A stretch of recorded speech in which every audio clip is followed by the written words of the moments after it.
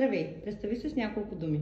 Здравейте, казвам се Рени Костова и съм майка на шампион по джуджицу, даже 2 броя. Дани и Павел. Имате 2 деца, момчета. И двамата тренират в Централен полицейски карате и джуджицу клуб Бургас, а отскоро и ти, Рени. Кой се записа пръв и как взехте това решение? Дани беше първи, беше на 6 години.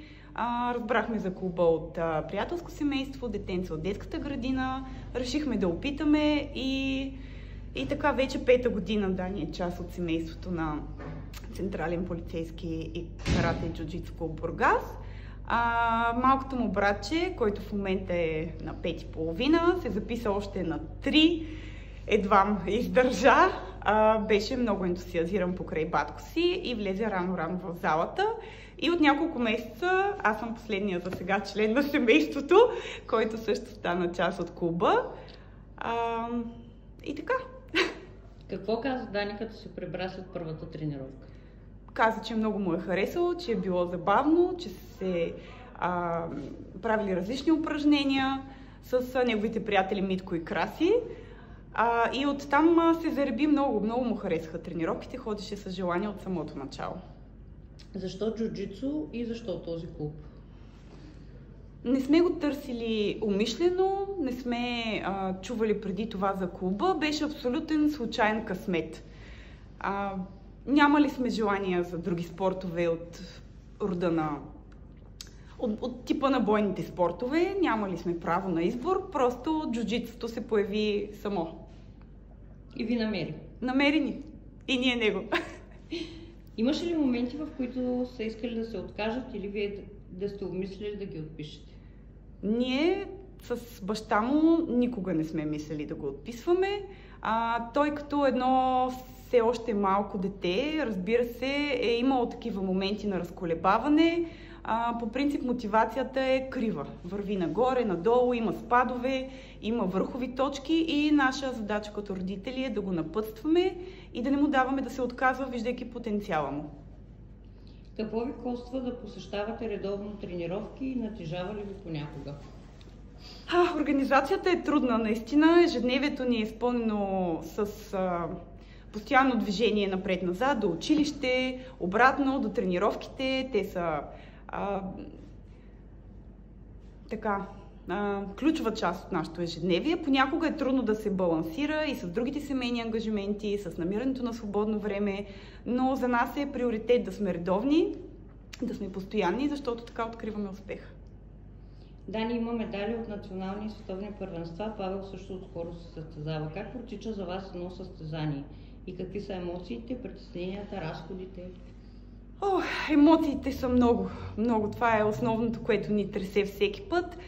Още от първото състезание, на което Дани беше, открихме семейството на ЦПК-ДК, станахме близки малко по малко с родителите и на другите деца и се стараем на всяко състезание, което подготовката на Дани позволява да присъстваме. Разбира се, не е лесно за бюджета, тъй като той е малко дете, няма кой да го подкрепя финансово, освен нас, но се опитваме да балансираме и за момента успяваме. Това ни е приоритет. В тази връзка мотото на клуба е не зала, а дом, не клуб, а семейство. Как от ваша гледна точка звучи това мото? И чувствате ли го по този начин? Абсолютно. Децата тук идват не само да спортуват. Това наистина им е като втори дом. Аз лично имам впечатление от много от децата, познавам ги по име почти всичките. Извън залата те са като братя, те така и се наричат. И наистина така се чувстват. Те прекарват време заедно не само в залата, а и извън нея. Когато не са на училище и не са в залата, те пак са заедно. Така че определено сме едно голямо семейство. Как се справяте с загубата? Има ли драма вкъщи? Има, разбира се, но се опитваме да научим детето и да подкрепим сенсея и сенпаите в това децата да се научат на смирение, да се научат да приемат загубата, да се учат от нея. Гледаме винаги след състезание клипчета, които дали аз или някой друг е направил на срещата на Дани. Учим се от грешките, гледаме другите деца как играят, харесва си някоя хватка от тях, учим се на стратегии, на тактическо мислене и нещата се променят с годините, но емоцията винаги е една и съща, на много високо ниво. Правите разбор вкъщи, обсъждате? Всеки път, постоянно. И не само в началото беше с националните и местни състезания, беше само да коментираме другите деца, как са играли от клуба, след това вече децата от другите градове и клубове. Така в последните вече няколко години нещата дигнаха нивото и вече коментираме как играят приятелите вече от другите държави, от Босна и Херцеговина, гърците, румънците, постоянно се гледат клипчета, следят с техните успехи и неуспехи и в други дисциплини, дори и в тези, които нашите деца не играят. Съпреживява ли Дани загубата на съотборниците си и подкрепяте се взаимно? Много, много се подкрепят. Най-трудно е за тях, когато се наложи да излязат един срещу друг. Това е наистина голяма драма. Те не искат да играят. Дори сме коментирали с много от децата, че какво ще стане, ако излезем двамата с тебе, Дани, и просто решим, че се поклоним и решим, че няма да играем. Те не искат да играят един срещу друг. Разбира се, налага се понякога.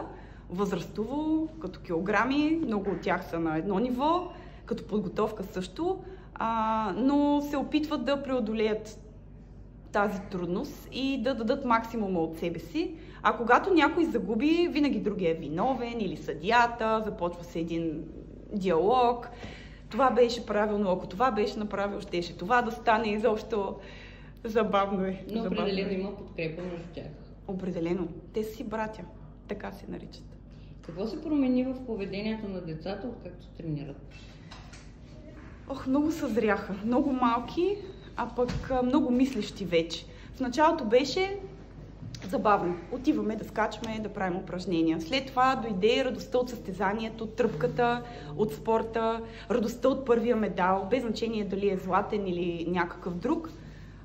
В последствие вече нещата ескалираха и децата започнаха, конкретно моето, като най-близко до мен, да се целят по-високо и да не търсят само медала, а да търсят победата в най-общия смисъл на думата. Тоест, те не се стремят просто да участват и да вземат медал. Те стремят винаги към първото място. Стремят се към стълбичката. Какво научихте вие за децата си и какво научихте за себе си от всичко до тук? Какво се промени във вас като родители и като семейство? Станахме много по-сплотени като семейство. Имаме теми на разговор, които наистина вълнуват детето и двете деца, и нас също. Постоянно целият ни график, цялата ни година тепърва, въпреки че сега сме още януари, е разграфена до декември месец, съобразена с всички състезания, с всички семинари, които предстоят. Забавляваме се, наистина много се забавляваме, емоцията е на много високо ниво. Какво се промени в децата? Децата определено стават много по-самостоятелни, много израстват, много дисциплинирани, мислят на едно съвсем различно ниво. Не мога да се надявам на нещо по-хубаво и на по-добра среда, в която децата ми да растат. Ти като майка сигурно се притесняваш от травми и контузии. Как се справяш с този страх? Притеснявам се, ама свиква се. Детето ми е играло с усукана ръка, с чупен палец. Дава максимума от себе си. Моя пулс е 130, стискам зъби, викам и пляскаме. Всички родители сме като... Една голяма агитка. Една голяма агитка, наистина. Когато детето излиза на татамито, няма значение дали е моето дете. Стига да е от нашия клуб, то е нашето дете. И е героя на сцената, без значение дали ще спечели или ще загуби. В тази връзка, смяташ ли, че в днешно време има герои и кои са те? Има герои. Героите са хора като сенсей, като сенпайте, които възпитават ценности в децата, учат ги на респект, учат ги на дисциплина, спомагат за това нашето възпитание, което като родители се опитваме да дадем, да стигне на едно по-високо ниво. Герои са и самите ни деца. Те се оказват доста адаптивни и устойчиви, отколкото всеки родител си мисли. Всъщност могат много да понесат и много да постигнат. И те се стараят наистина на макс. Когато сенсея наказва или се кара на децата, как реагирате вие като родители? Изпитвате ли нужда да се намесите, да оспорите решението? Оплаквали ли са се някога, че са ги наказвали на тренировка и как реагирате вие? Наказвали са ги, разбира се, и двамата. Малкият е така малко по-емоционален, но пък приема геройски наказанията. Много се радва, когато не е наказан на тренировка. Това е първото, което ми казва: мамо, днеска не ме наказаха нито веднъж. Никога не оспорваме думата на сенсея. Това е правило номер 1 в нашата зала. Сенсея винаги е прав. Щом той е преценил, че нещо в поведението им не отговаря на поставените правила, значи може да действа по свое усмотрение. Какво е чувството, когато виждаш детето си на стълбичката? Какво си казвате? Гордост, разбира се. Гордост, щастие, чиста радост. Трябва да се изживее, не може да се опише. Когато името на детето ти, заедно с българския флаг, е там на голямата стена и виждаш всъщност, че всичко си е струвало. И блясъка в очите на детето е абсолютно незаменимо преживяване просто. Отразиха ли се тренировките на успеха и поведението на Дани в училище и у дома? На успеха не. Дани има висок успех. Даже всички учители са учудени, че тренира боен спорт, защото е изключително кротък и изпълнителен в училище. Също е и доста емоционален, което също много хора не го намират за съвместимо с бойните спортове, но те повечето деца са така. Вкъщи си избива. Колкото е дисциплиниран и спокоен в училище и в залата, толкова вкъщи така, нещата, да кажем, че са малко по-различни. Кой беше момента, в който си казахте: това е нашето място, това е нашия клуб? Имаш ли определен момент, който си спомняш? Може би едно от първите състезания. Бяхме в Ловеч и вечерта, когато всички родители се събраха на масата в хотела и децата играеха заедно, се усети едно такова, поне аз така го усетих, едно такова чувство за принадлежност. Едно чувство, че ти си на правилното място. Защото всички сме там за едно и също нещо, да подкрепяме децата си. И нещата само ескалираха с всяко следващо състезание. Какво бихте променили или бихте направили по различен начин? Какви са грешките, които един родител би могъл да допусне при отглеждането на дете с амбиции в спорта? Единствената грешка, която може да допусне родителя, е да не подкрепя достатъчно детето си, да му позволи да се откаже при първата трудност, да се намесва в работата на треньора, да си придава някаква важност. За мен това да стоя зад детето си и да давам всичко от себе си и финансово, и емоционално е най-важно. За да мога да виждам този блясък в очите му и той да върви напред. Каква е ролята на сенсеи и сенпаите и как тяхното влияние се отразява на вас и на децата? Огромна, ключова е ролята на сенсеи и на сенпаите. Те са тези, които държат на дисциплината, на реда, всяват респект в децата, демонстрират един професионализъм и същевременно приятелско отношение.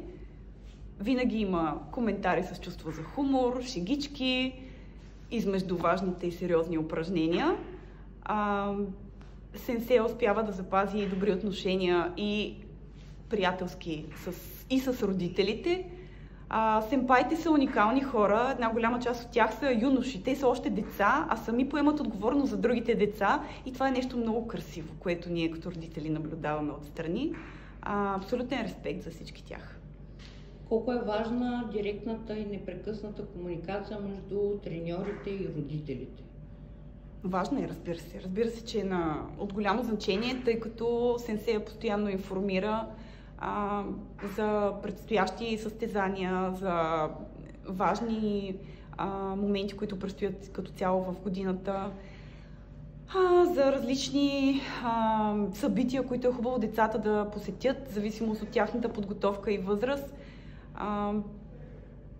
Разчитаме на всичко за него. Кой е най-трудният ви момент до сега? Най-трудният. Интересно, че не е свързан с моето дете, но както вече казах, всяко дете тук е наше дете, така че едно от нашите деца имаше здравословен проблем, за който никой не очакваше да се случи, но то се случи и тогава всички застанахме зад него. Подкрепяхме и него, и родителите му и мога с радост да кажа, че най-тежкото вече е зад гърба ни. И пожелавам на всички само здраве и само напред и нагоре. А кой е най-щастливият момент до сега? Не знам, ние сме много щастливо семейство.